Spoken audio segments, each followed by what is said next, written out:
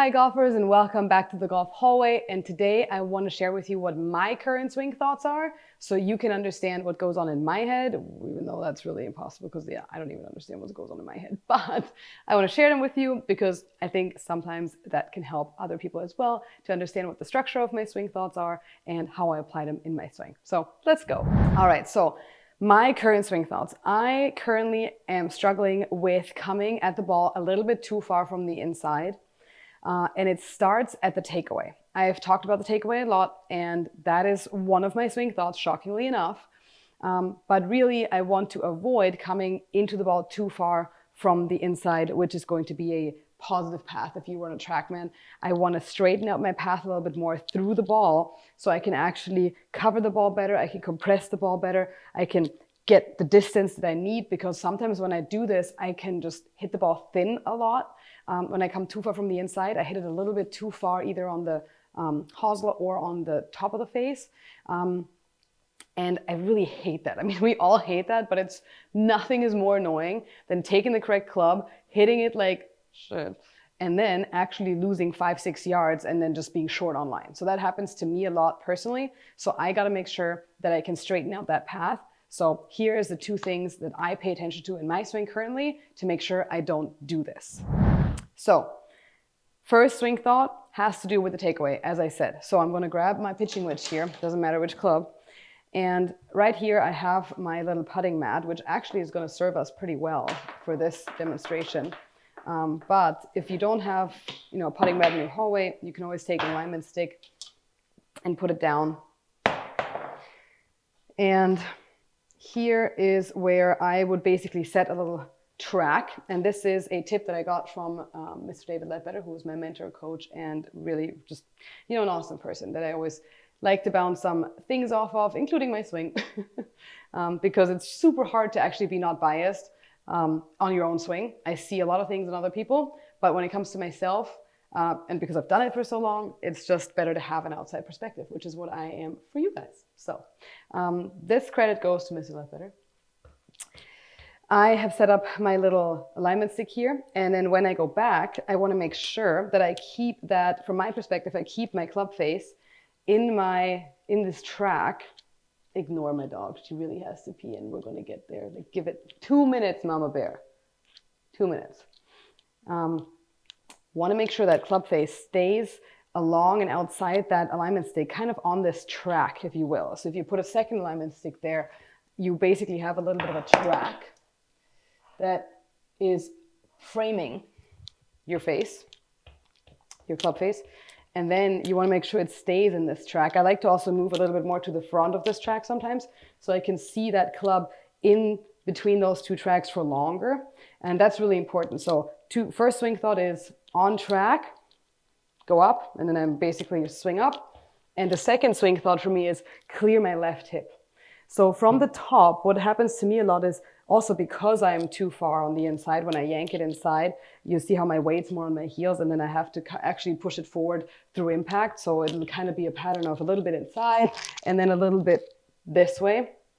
And then you come to the ball too far from the inside, you can thin it.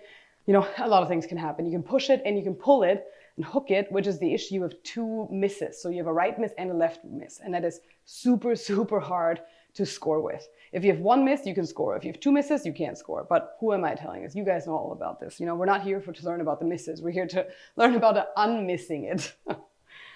So second swing thought right now is from the top right here, after I've stayed on track, I'm clearing my left hip.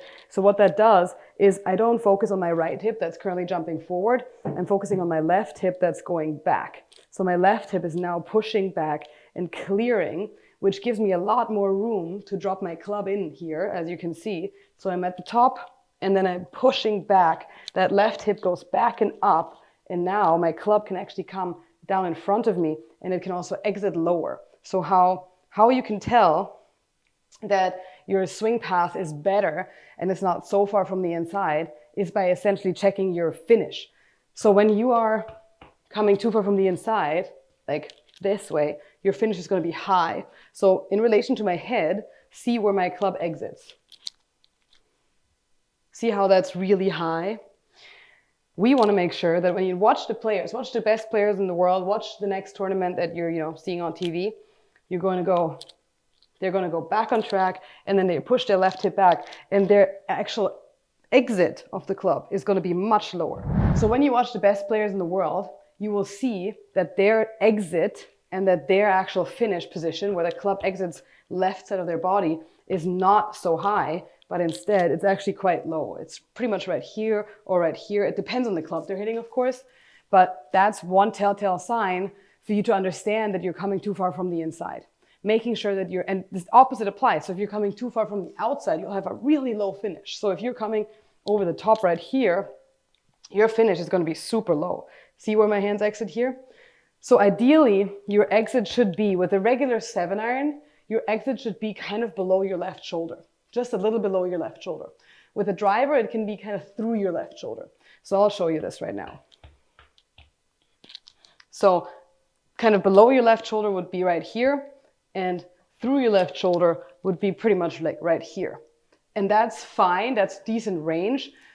But as soon as it gets higher, make sure you look at your swing path and also at your takeaway. So my 2 swing thoughts are stay on track, clear the left hip. That's all I do. So that's what I play with. I will set up and I will say track, left hip. Track, left hip. And I also incorporate this same into my waggle. So I will have a track, left hip waggle. Track, left hip waggle. Track, left hip waggle. And then I swing.